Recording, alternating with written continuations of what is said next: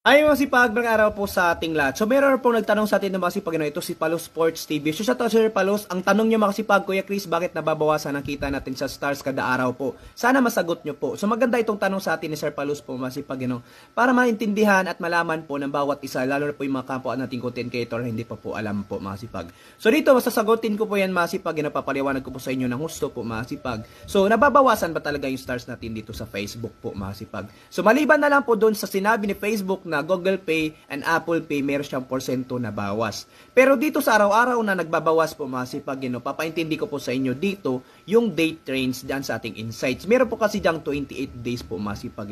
Kung nga rin ngayon, 30 po, makasipag.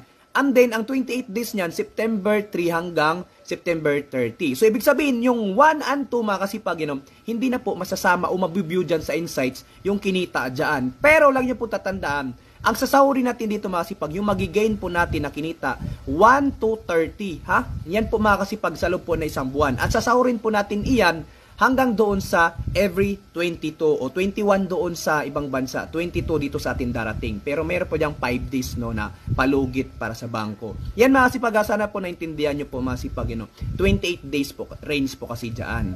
So, hindi po yan nababawasan, maliban na po doon sa services na Apple Pay at talagang Google Pay. So, yan na po, makasipag, sana po nakatulong. Share itong video to, follow rin po ating Facebook page.